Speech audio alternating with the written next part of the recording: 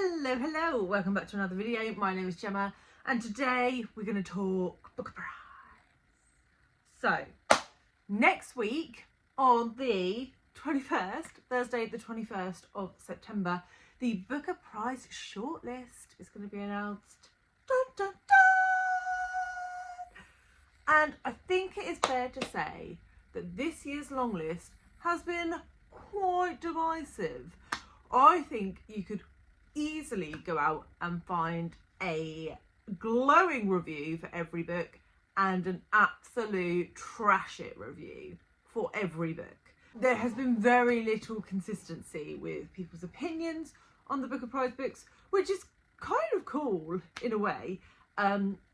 Myself, I have not had the best experience. I have read 5, DNF'd 3 and have 5 left to read, 2 of which I'm very excited to get to based on the reviews from booktubers that I know I have a similar taste to. But of the 5 that I've read, some of them I thought were good books. I enjoyed them. There's only been one that I really loved. So it's been a time. So I thought what would be fun would be to see if I can predict what will be on the shortlist. So I'm going to give you 2 lists today. I'm going to give you my wish list, the books that I would like to be on there because either I've read and enjoyed them or I'm super keen to read them and I'm basing my opinion off of other people's reviews. Then I'm going to give you a prediction list. So how do these things differ, Gemma, you ask? Well, quite significantly, because me and the Booker, we're not BFFs. We're not friends. We are like mortal enemies. The Booker, every single year, picks like the book that I like the least as the winner. 9 times out of 10 it's the book that I've DNF'd. So my wish list is going to be all the books that I would recommend or that I'm actively interested in reading. And my prediction list is all the books that I did not like and have no interest in reading. So, yeah. I'm not salty. You're salty. So, let's start with the wish list. And I'm going to start with the book that I really, really enjoyed. I don't think it's had enough love. And I think it was one of the books on the list that people were like, oh, really? I thought that was going to be a Women's Prize book. Which I also thought was going to be a Women's Prize book. And having read it, I'm pretty gutted that it didn't make the Women's Prize. And that is A Spell of Good Things by Ayobami Adebayo.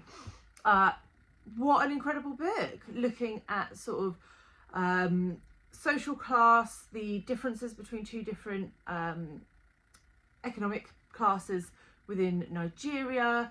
We've got one young boy who is growing up in poverty and it makes your heart bleed.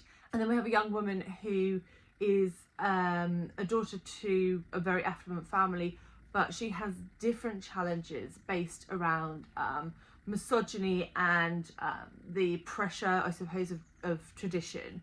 I am going to do a solo review for this one, so I will hold my deeper innermost thoughts for that, and it will probably be the next video that comes out after this or maybe next week. Anyway, I will hold my thoughts for the solo review, which is coming. What else is on my wish list? Pearl by Sian Hughes, which again is a divisive one, but I had a lovely time reading it. I just thought it was a really comforting read, given that it's not really comforting topics, but just the way the author sort of framed her prose and delivered the narrative I thought was just really lovely. So I would like to see Pearl go through. All the Little Bird Hearts by Viktoria Lloyd-Barlow. This was a book of 2 halves for me. I didn't love the first half, but I did love the second half. But I loved what the author did overall by putting us in the main character's head and making us think like the main character. I thought it was really, really clever. So I would like to see that go through. The last one on my wish list that I have read is House of Doors by Twan. So if you saw my review, you'll know that I didn't love this book. I found it a bit dull and a bit monotonous in places. However, similar to the Viktoria Lloyd-Barlow, I think what Twan did was really, really clever around storytelling and how stories come to pass and stories within stories, and all of that sort of stuff was super interesting. So though the main plot and the main narrative didn't really appeal to me, I think what he did was pretty cool. And I did make it to the end of that one, which I didn't for 3 others. So that's a win for the book, right? So the 2 that I haven't read that I would like to go through are The Beesting by Paul Murray and Prophet Song by Paul Lynch. So I'm going to leave below for you the review that Alice on the Giant Bookshelf did for Prophet Song quite recently, but she absolutely adored it, said it made her like cry. So, I mean, if it makes you cry, it's a Gemma book, right? So I'm super interested to see what I think of that.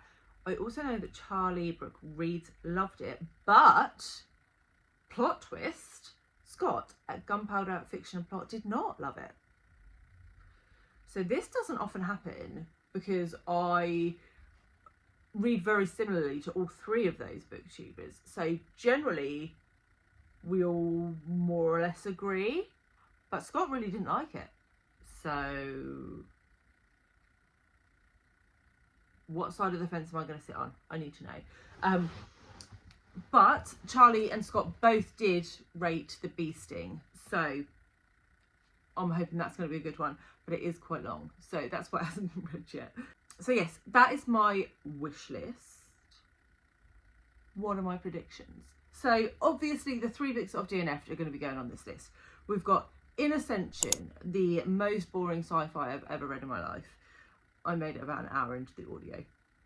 God's Old Time by Sebastian Barry, which was beautifully written but dull. And If I Survive You by Jonathan Escoffery, which was supposed to be funny, and I don't like funny books. And I really don't like funny books when they're about really serious topics. It irks me. I was irked. So those 3 are probably going to go through. What else do I think is going to go through? This Other Eden. I have absolutely no desire to read that book whatsoever. I have heard that it is agronomically incorrect, and I work in agriculture, so that will wind me right up. So we'll put that on. Western Lane by Chetna Maroo. I just don't care about squash, so I don't care about that book. And one that I have read, and I ummed and ahed about the last position here, and I've put How to Build a Boat by Elaine Feeney. I didn't dislike this book. The first half I really liked, and I thought it was going to be like my number 2 book, but the second half I just thought was quite boring. It's another one of those. The book has got a lot of these this year where the ideas and the way that authors put their point across, there's some really innovative, ingenious things going on. However, does that make for a good story? Not always. And I feel like really House of Doors and How to Build a Boat are a bit interchangeable here.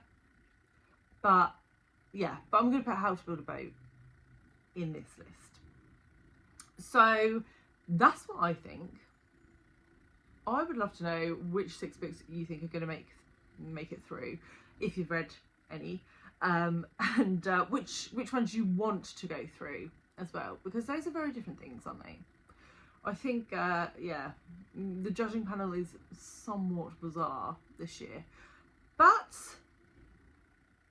we shall see. I shall certainly be reading Prophet Song and The Beesting in the coming weeks, and yeah, and I will try to read whatever's shortlisted and do a shortlist rankings, but hopefully I've covered off a few. Yeah, like I said, there's only 5 left that I haven't read. It would be really bad if all 5 of those made it through. But there we go.